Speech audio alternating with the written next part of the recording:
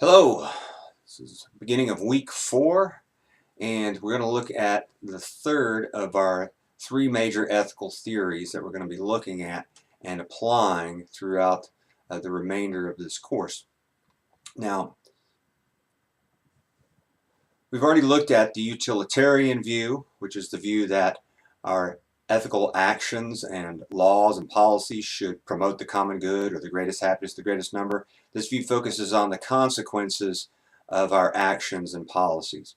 And then we looked at the Kantian view, which is a deontological or duty-based view, which says that we should have our actions or our laws or policies should be such that they can be made into universal rules, or that they respect human persons, do not use people, that is, treat them as ends in themselves, which focuses on the character of the action itself, that we're following duty rather than the consequences like utilitarian. This week, we're looking at a view that's called virtue ethics or virtue-based ethics, which is a more ancient view than these later views, which arise in the modern era. And this view goes all the way back to the ancient Greek philosopher Aristotle, who lived about 300 years before Christ.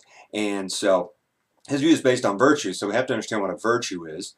A virtue is a trait of character that makes one's life good.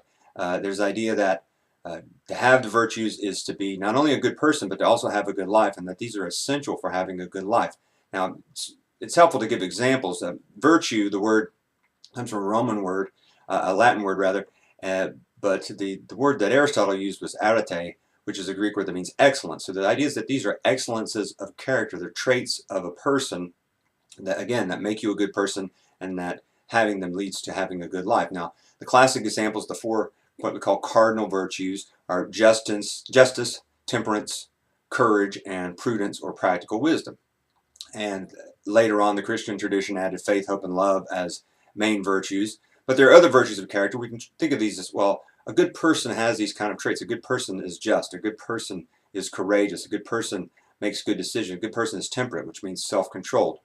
But also we could add virtues like honesty. A good person doesn't lie. A good person is kind, has the virtue of kindness. A good person has the virtue of loyalty, the virtue of mercy. So we can see when we talk about people and their actions, we often say, well, if these people don't have these traits, they're not good people. People who lie all the time, not just once or twice, but all the time as a habit. And so, well, this person is a dishonest person. They're not to be trusted. Or someone who is unjust, cheats people, or doesn't give people what they deserve in terms of paying them. And so, well, this person is unjust, therefore they're not a good person. They're a bad person. And the same with all of these. We can apply them to people. Now, now, there's a lot more we could say about the virtues. I mean, they're these traits of character that are displayed in habitual actions of individuals. We learn them from the time we're young, Aristotle thinks. And one of his ideas is that the virtues are means between extremes. So to be reckless is one extreme, to be cowardly is another extreme, to be courageous or brave falls right in the middle. Now, there's various ways to think about this, but I want to think about first how we apply virtues just to individual actions, and then move on from there. So here we see one way we can apply this virtue approach to a particular person, because we're evaluating the person's character, not just a particular action, but in this case the character of the person. So we can say, well, hypothetically, we have this person, John, and he tells a lot of lies. It's a habit that he has. It's not just that he lies just to save somebody in a tight situation, but he does it as a trait of character. And so lying a lot shows that John has a dishonest character. And so John lacks the virtue of honesty. So we could say that John is not a good person, at least when it comes to honesty. Maybe he has some other virtues.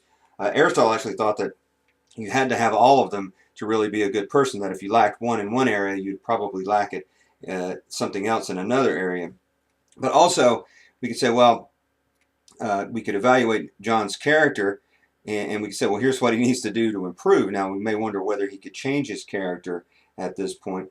But there's the idea, as I said, that virtues are also part of having a good life, of being successful in life. And you may think, well, this maybe seems obvious, that people who are dishonest all the time, that they can't be trusted, and so people will be less likely to trust them, and so they won't be as successful in life as people who tell the truth. So that's another part of the idea. So that's how we can evaluate an individual person's character according to this view. But you may wonder, how can we evaluate particular actions? Now, the views we looked at previously, the utilitarian and the Kantian, have ways that evaluate actions based on their consequences or based on whether they adhere to the categorical imperative. But in this case, we would say, well, one way we could do this in the virtue approach is to look at someone who we consider to be a virtuous person. This person would be a moral role model to us. And we say, well, what would that person do in this situation? And say, well, they would behave, if it's a situation that demands courage, they would behave courageously. If it demands honesty, we'd say, well, they would be honest. And so we can look to that person and try to follow what they would do if we're undecided. Now, according to Aristotle's view, if we have virtues of character, we won't have to think very much in most situations about what to do, that because we have these virtues, it will determine our actions. Now, you can't determine them like exactly 100% what we should do, and that's where it requires some practical wisdom, some decision making, and that requires us to have life experience and evidence and things like that in order to make a decision. We can't just read it off like a recipe on what to morally do in a situation. It's a little more complicated than that. So I'm going to go to the board here and show you, just briefly summarize what I just said. So when we're trying to decide what to do in any particular circumstance, we would look to the virtuous person. Now, we would already know who this person is before then. Now you may have heard people say, that ask the question, what would Jesus do? Now, Jesus is considered certainly by Christians to be a moral role model. Maybe if you were a person who was had a major political decision to make, you would say, well, what would Abraham Lincoln do? If maybe he was your moral role model, or someone else. Again, maybe it's your mom or your dad or someone like that who you think is a virtuous person, a person who has these traits of character that we talked about. And you would say, well, what would they do in that situation? And that person's a moral role model that we would follow, and so we try to do what they do. Again, this doesn't 100% determine our decisions in a particular case, and so that's why Aristotle thinks we need practical wisdom or prudence to be able to make these judgments about what to do in a particular situation. That requires us to be sensitive and intelligent. Okay, finally, going along with this approach, you may ask yourself, well, how could this apply to law and public policy? Because now we've just been talking about traits of character and following moral role models. Well, the idea is that to have a state that has virtuous people in it, you need to have laws that encourage virtue in citizens. So the government should have passed laws that encourage virtue in citizens. They may wonder how that's going to happen. Again, that requires some judgment, some decision making. But another way it's supposed to follow is that you should have people in leadership positions all the way up to the highest leadership positions who are people of good moral character, people that would be role models to everyone else. And this is part of the classic view that Aristotle shares with Plato and Socrates. And it's the idea that our leaders should be people of character, should be people of virtue, because they are role models. And if we don't have people like that, then we can't have a virtuous society, and we would not have a morally good society because people would not be following these role models. Okay, so that's the basic idea. That's this classical view known as the virtue-based approach. And this week, you have your draft of your final assessment essay, which is your general education task, which involves you taking the three theories we've covered, the utilitarian approach, the Kantian duty-based approach, and then this Aristotelian virtue-based approach, and choosing one issue, either one we're going to cover later or any other issue. I provide a list in the directions, and if there's something else you think of that's a contemporary moral issue, that's fine. And then we're going to discuss the issue in your draft, and then go through each one of the theories, briefly explain what the theory says, and then apply it to this moral issue that you talked about. And then eventually you would summarize and say, well, I agree more with this or more with that, or maybe you disagree with all of them, or you agree with all of them in some way.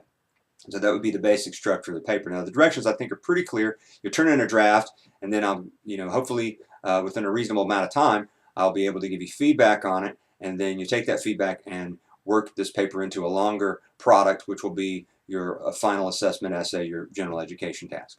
All right, great. Let's get going.